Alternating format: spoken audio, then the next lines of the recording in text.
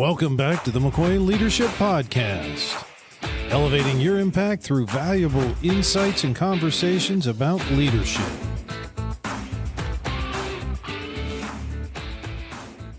Welcome back to the McCoy Leadership Podcast. Today we have Dr. Cynthia Rapaido with us. Dr. Rapaido has been in education throughout her life, has all kinds of degrees, has written a book, but most importantly, she has years of experience in K through 12 education and in leadership. So, Dr. Cynthia, welcome. Thank you so much for taking time out of your day to spend with our listeners. Tell us a little bit about how you got to where you are today. Thanks, Amos, and thank you for having me on your show. And good morning to you and your listeners. Where I am today, or how I got here, was my background was originally going to be biology. I thought I was going to study and become something in a medical field. And after I got my biology degree, I thought, what am I going to do with my biology degree? Go into physical therapy, respiratory therapy.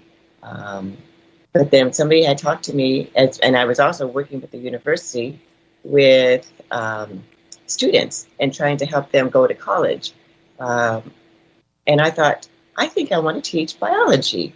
I like biology. I'm passionate about it. I want to help them like the subject, because I didn't do well with it when I was in high school. And I got a D in biology my first semester, and then second semester I loved it. But that first semester I thought, I'm never going to study biology. I didn't understand a lot of the concepts with the cell and all the different organelles. And I thought, if I can now have this passion for it and teach these kids, maybe they can be the future doctors. And so that I became a high school biology teacher / chemistry teacher. And then I did that for 9 years. And after that, I thought I wanted to go back to school, get my master's, and went into administration. And so I did high school assistant principal and then high school principalship. Totally different than in the classroom, because now we're dealing with adults and managing adults, whereas in a classroom you have your kids you're managing, or I'm managing, and then as a school leader it's with the adults, and then as the actual leader it's leading everybody, whether it's the custodial crew, the cafeteria crew, working with the parents, just a bigger and broader group. So it was a definite learning curve. And then after that, I retired in 2019, and I still continue to coach and work with pre-service teachers, as well as administrators who are going into the field, and hold workshops for them so they can continue that journey. So I am curious, through your second part of your education and working to get your degree so you could become an administrator, how well did they prepare you for that difference between working with students and working with adults? You know, when you walked in on day one as assistant principal or principal, principal, you had a little bit of time as assistant principal, but were you like, man, I got this. I've made the transition. I can deal with all the adults, or was it a little bit of a struggle at the beginning? It was definitely a struggle. Working with kids, it's inspirational. It's like being on a stage and you're working with them and trying to build that passion. And then transitioning to adults, it was dealing with adult problems, whether it's signups, who's going to be doing supervision, conflicts. And to answer your question, no, the schooling did not cover that. I mean, there's a lot of theory, but not, the hands-on that goes on every day, day in and day out. I remember thinking to myself, I'm going to do this for 3 years. But when I got the job, I thought to myself, this is really hard. It's a huge learning curve, and it's all uphill. And I need to make sure I keep track of what I'm doing, so that way next year I can continue to work on whatever it was that I was working on my first year. But definitely a harder pace and very challenging, I would say. I am a firm believer in apprenticeship opportunities. And most of the time we think about apprenticeship as being something that goes with the trades, excuse me, maybe, some other specific jobs. But I have always thought, even in any industry, many times the person we promote to be the supervisor or the manager is just the person that does the best job at what it is they do. And sometimes in schools, we can have an amazing teacher and they go back to school. They think, they want to take that next step. And when they find themselves dealing with adults as opposed to students, there's a harsh reality there. And I've never understood why you have student teaching, which is a small portion of it, but there really should be student principling. Yeah.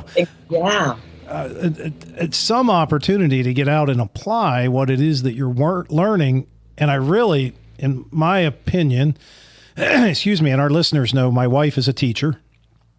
So I have, some insight we'll call it insight into, what goes on in the classroom.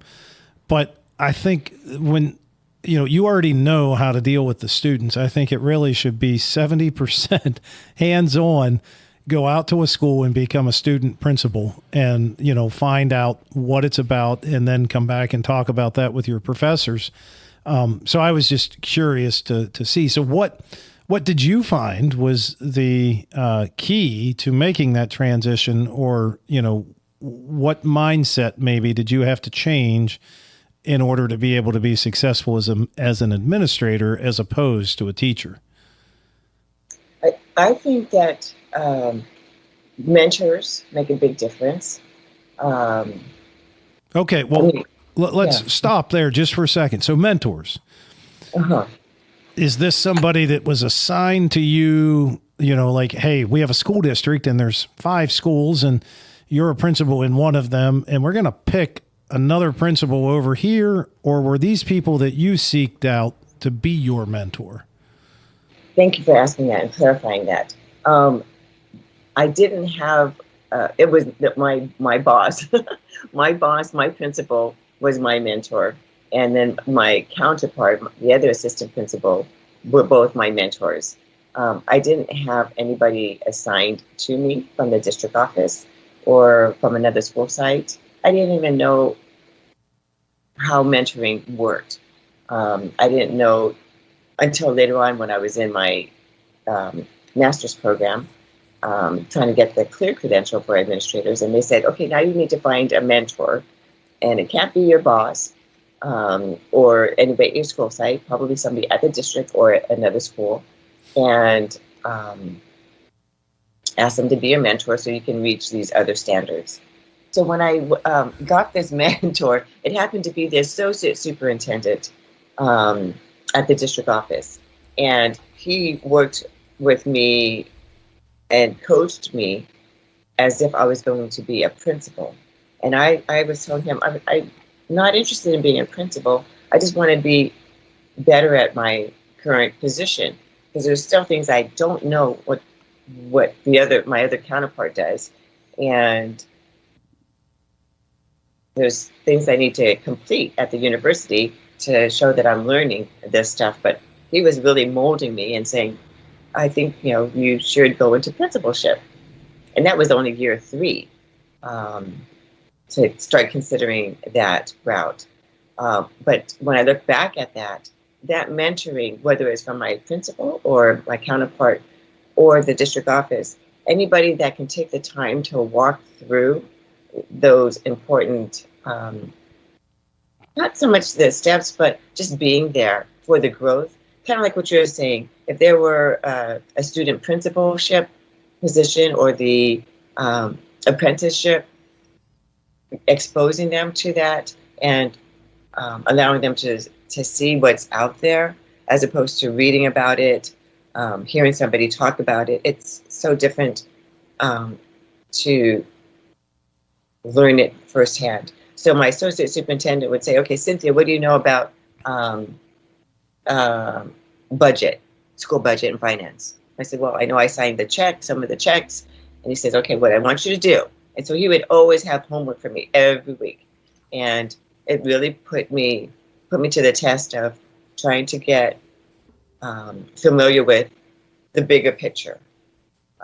My principal didn't share that with me. He didn't say, okay, Cynthia, I want you to learn, what I do as a principal. He was always busy. He was very patient and always open to teaching me, but budget was something that wasn't immediate for me to learn. And when my associate superintendent told me to do things like join these, meet with my budget person at the school site, it really opened my eyes in terms of, wow, there's a lot to learn. And he says, learn this stuff now before you get into the position. Learn it now. Even learn your counterparts' roles and duties, so that way you don't have to apply for that other counterpart position. You already will learn it, so that way you're ready for principalship. So I'm imagining from the background that I saw, you talk a lot about knowing, or the importance of knowing your why. So as I'm hearing you talk, I'm thinking this is probably that moment in time, at least for me, it would have been where I'm thinking, number one, which is different than your why, but why am I, I thought I was going to just, be a principal and take care of these things, students, maybe occasionally the parents. And now all of a sudden I'm needing to learn finance, and I'm needing to learn, personnel, HR, all of these things rolled into this position that we call a principal. So tell me how you discovered your personal why, maybe through that. And I'm also curious, has your why evolved over time? Does it change, or are you still, nope, I'm right where I originally was on day one? Nice question. With the why, in terms of my why, is when I first initially started was, I want to inspire my students. As a teacher, I want to inspire my students. I want them to love biology. I want them to learn. I want them to continue to love learning. It doesn't matter if it's biology, just continue to love learning. That was my passion with working with students. And then going into administration, it wasn't so much of, I didn't really know what they did. I never got in trouble in high school, so I never was sent to the assistant principal's office or the principal's office. I didn't really know what they did. I know they had meetings all the time, and they were my boss. That was all I really understood. And then in terms of my why, in terms of why did I go into administration, it was mostly because I wanted to go up the salary schedule. I'm already done with, X amount of years. I'm not going to make any more money, higher my scale until I reach, another 5 increments. So let me just go back to school. And so that's what prompted me to go back to school for the master's program. And that was my why. That was my initial why. And then thinking about, well, my mission is still working with the kids. I want to, they're my why. But understanding the big picture, to reassess it, and to answer your question, it does evolve, because that is the key to everything I do, is to ask myself, what is my why? Why am I doing this? And it's because I love the students. It's because I want to work with teachers. I care about education. I care about the direction of everybody's learning. I want to create a safe school. I want people to feel engaged and not left out. I want to be inclusive. I want to, and then as I went from assistant principal to principal, it became even more concrete. I want to work with new teachers and build that confidence, and they can become leaders, and not to lose that way. I want to work with parents. Make sure that they're included, somehow bring them in, focus on the kids, let them know they're visible, whether they don't have to be an athlete. They can be just students just walking around on campus. If I know them by name, that's really important. Getting to know them, seeing them in the classroom, all of that is my why. And it could be very demanding in terms of my time and energy, but that was my reason. And being a role model for my assistant principals and the teachers and everybody else, and setting that culture of what's acceptable, what's not acceptable, what's my non-negotiables. So I think it's important to look at my why, and always reassess it as, am I losing focus? If not, and any decision I make has to be, again, back to the why. Why am I doing this in the first place? It's not about me. It's about them, the kids. Absolutely. I think what you said there is so valuable for everybody. Our why, when we start out, is no different than our viewpoint on anything. As we mature, our viewpoint changes. When we're 19, our viewpoint of money is not the same as it is when we're maybe 60, and so many times, I think people think that you come up with a why, you come up with a mission statement, whatever that is, which we in our practice coach people to come up with their personal mission statement, but that's going to change over time. And as you mature and as you get different jobs, that mission may start to change slightly. The other thing I found kind of fascinating there, now I'm a businessman, so I come out of industry, and I'm curious, just if you had to boil it down as a principal of a high school, what is your deliverable? What is your goal at the end of 12th grade? What is the deliverable that you are delivering out of your system? And maybe you've never thought of it that way, but I'm just curious what your kind of thought is. Well, when I think of my deliverable and what I want to see is, sure, I want to see the kids graduate. Sure, I want decent, test scores. But overall, what I want to see is that the kids are leaving, that they were part of the school, that they felt safe at the school, that they loved their high school experience. That's what I want to make sure I create, and not just for the kids, but also for the adults. That the adults want to be back at the school site, that they don't want to look for another job at another location. I mean, sure, they can keep, if they want to move in terms of career, go for it. I'm all about growth. But I don't want them to, I wouldn't want anybody to feel like, oh, this school, is so, downhill. Why am I here? Or this is a loser school, or whatever the comments were before when I came onto that school site. I didn't want that. I wanted there to be, definitely positive school morale, people happy about where they're at. So that's my where I think of my deliverable as a leader is, we're here for a purpose. We're here to serve, and let's make it the best for everybody. And the reason I asked the question was because coming from industry, a local business, they have their idea of what they think the deliverable should be as a student is coming out of high school. And so often those two aren't, the business and the school district aren't talking. And, right. So when I'm looking at it from my lens, and I'll back up just in full disclosure, I've spent a fair amount of time, about a decade, involved in Maryland's workforce development. I was actually the chair of their governor's workforce development board for Western Maryland. With that being said, so many times I think, we all say we want our youth to be successful. We want them to graduate. We want them to get a diploma and then either go to college, get a job, or go to a trade school or, some variation thereof. But industry is always looking at it as what skills do they have? Soft, hard, all the different skill sets. How well-rounded are they when they're coming out?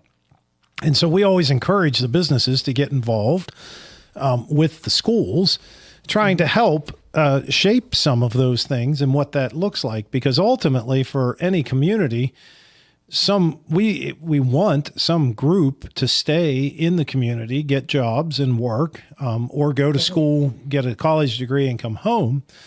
And it's just interesting to me. And what I'm really trying to say is, it's such an opportunity where businesses and school districts can come together and work together on what that deliverable is at the end of 12 years. Mm-hmm. Excuse me. So you wrote a book, and now the name escapes me. So I'm going to let you tell me the name of the book. Sure. But can I go back to what you just said? Sure. Working with businesses, and I think that's very true. We want our students to be marketable, whatever their plan is. But I was always thinking with my students is give them the opportunities. Well, let me start with myself. With what happened with me in high school, I didn't really have a counselor that worked with me in terms of if I wanted to go to college, take 3 years of sciences, 4 years of English, take some foreign language, world language classes. I didn't have that, but I remember talking to my friends, and they would say, "Oh yeah, I'm going to take Spanish. Oh, I'll take Spanish too. Okay, I'm going to take biology. Oh, I'm in life science. Okay, well, I don't know. I don't know if I'm going to that's like one of the classes. I don't know if I'm going to like biology, but I'm in life science. Life science was not a college approved or college course for college until one counselor walked into the whole class and said, if anybody wants to go to college, this is not the class for you. You're in life science. Life science doesn't count for college credit, admittance. You'll want to be in a lab science class, biology. And so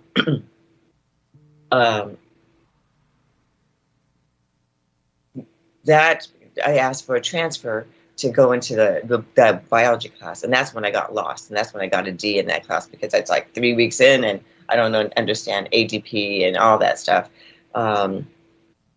But now moving forward, it was providing opportunities for myself and also for my students. So had the system, the institution, said everybody has to take,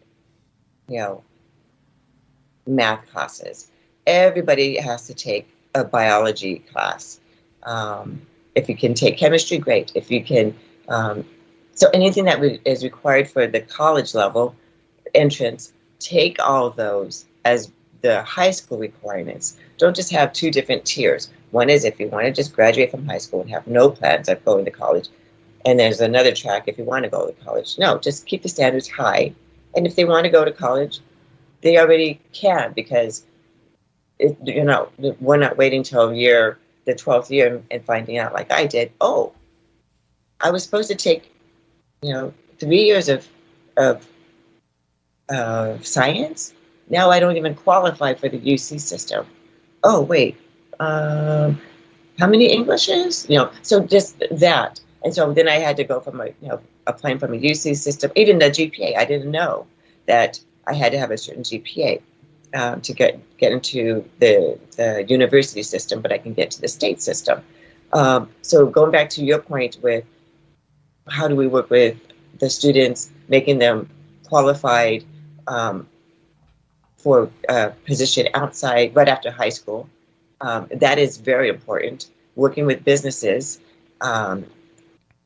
whether it's with Rotary, whether it's with the local, there was like Genentech, which is the biotech industry in our neighborhood.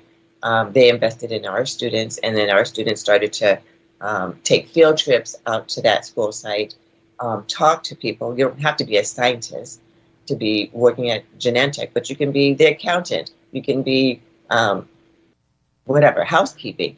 There's other positions that are out here, but at least you get to see and be exposed to what's out here and not just settle for not knowing what you're settling for, but making yourself marketable by looking at it even at grade 10, grade 11, right? And then learning those soft skills, because now they're talking to adults and not just their peers, but now they're taking their field trip to talk to, let's say, hey, miss, I want to be a podcaster. How do you do that? Or somebody comes in to see what it looks like. Oh, this is what it looks like in your office space. Oh, okay. Now other people, kids can see what that looks like, and it makes it like a career that they might want to do down the line. So that's to add on to what you had just said. Well, and to be clear, if anybody comes to me and says, how do you be a podcaster? I'd have to tell them I have no idea. I haven't figured it out yet. I'm still working on that. So as you were talking there, I was thinking about it, and you're so right. I think the valuable piece out of that, and this goes for not only at school, but even your business, any industry, look for ways that you can make people successful regardless of the pathway they take. I know when I graduated high school in 1998, which if anybody does the math real quick, that only makes me 25, I think. But when I graduated high school, basically, there were two pathways: you go to college or get a manufacturing job locally. That was really kind of, our counselors, that was it. And I was fairly intelligent, so they said, you need to go to college, and I really wasn't sure that was the right answer for me, but they said I need to do this, so I guess I'm going to do it. So I only went to college for about 2 months, and I said, this is not for me. And so I went out and got a job, and in that job, I was only there for a short period of time, and they said, hey, would you maybe like to be a supervisor?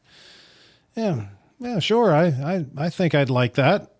So I went on, and by the time I was, I believe, if I'm not mistaken, 22, 23, I had an executive leadership job with no college education. And what I have shared with people is that, through that, I received an education, and I would put my education up beside anybody's MBA. It's just that I received it in a different way. Mm-hmm. And so just teaching people to learn, you never stop learning. You continue to educate yourself and to do things with purpose.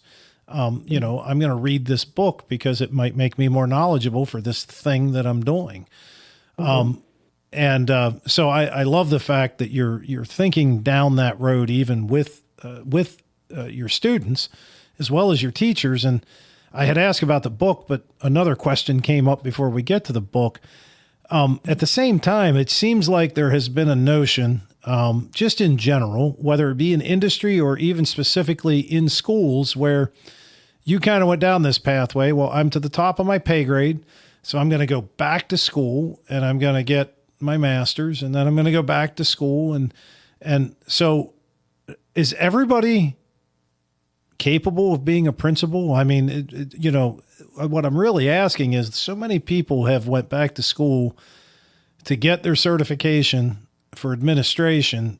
But my real question is, should everybody be a principal? And maybe if they're thinking about going to get that education, and they're purely thinking, well, this is how I get to the next pay rate increase, what's a question that maybe they should be asking themselves before they're throwing themselves out there to become a principal? To answer that last question, what question would they need to ask themselves is why? Why do they want it? Is it because that pay scale? Because it's going to balance out because you put in a lot more hours. So let's say as a teacher, you might make, $30 an hour, and then you get, summers off. But as an administrator, you work a lot of hours. You might have a higher salary schedule, but you're still putting in a lot more hours. And when you divide it all out, you're working 60 hours a week as opposed to 50 hours or 45 hours. And you're still making $30 an hour. So making sure that do you want to be a leader?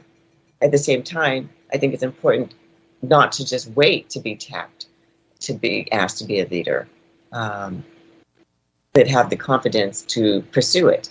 If they want to see some changes and they want to be a part of the bigger picture of developing the school, either step out of that comfort zone and look into becoming an administrator. And don't wait for somebody. Like I said, don't wait for somebody to tap and say, hey, Cynthia, you're going to be, have you thought about being an administrator? Or you should be an administrator, I think, or wait for somebody to groom you. I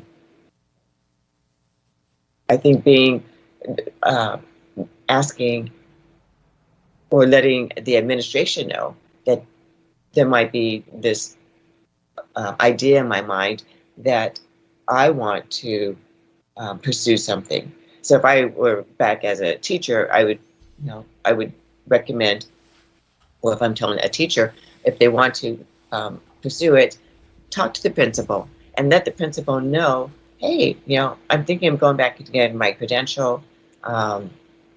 Any tips? Anything that is there any any task that you have that I can work on and assist?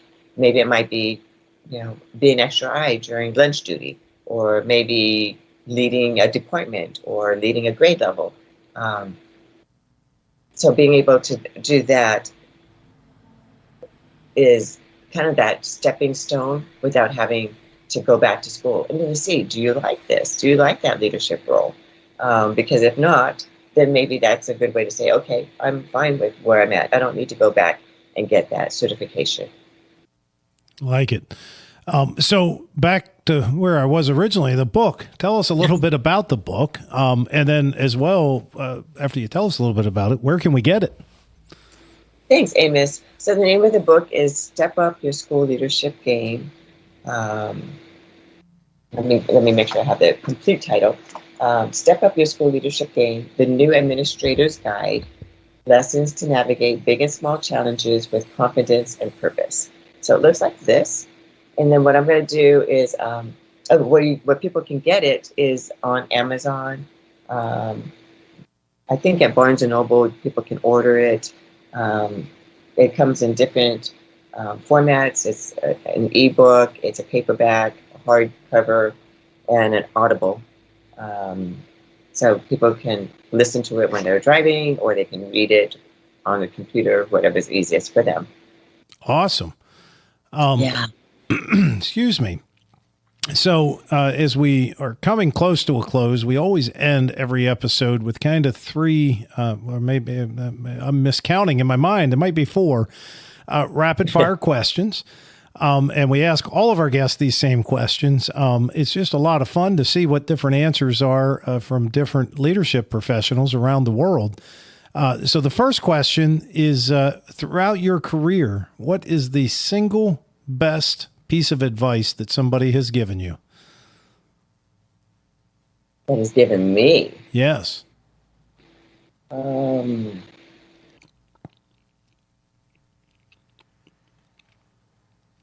Don't be afraid to swim uphill. I like it.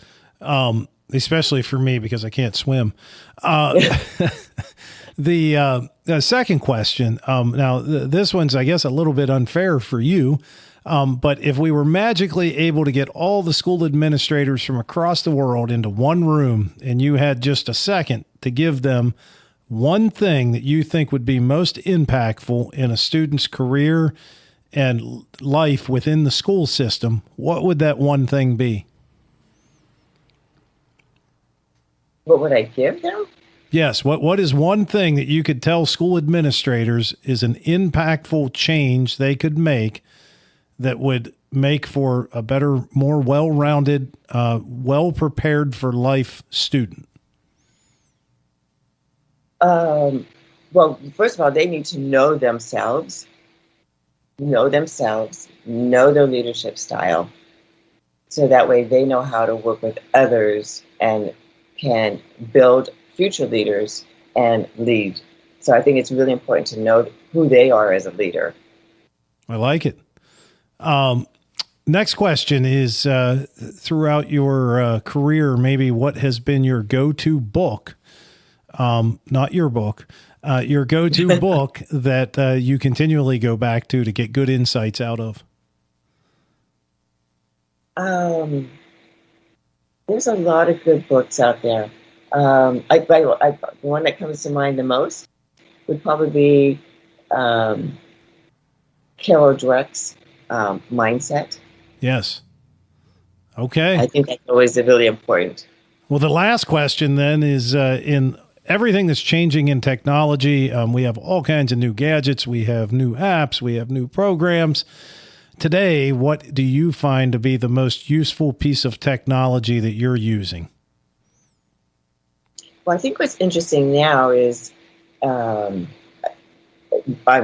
curious more about it, is the AI. So trying to stay on top of it so that way I'm not afraid of it because I know it's here. I know right now I just use like ChatGPT, but there's so many other AI that's out there that I need to just learn how to use. Yes. I think for all of us, that is probably the one thing that we're going to continually see changes in.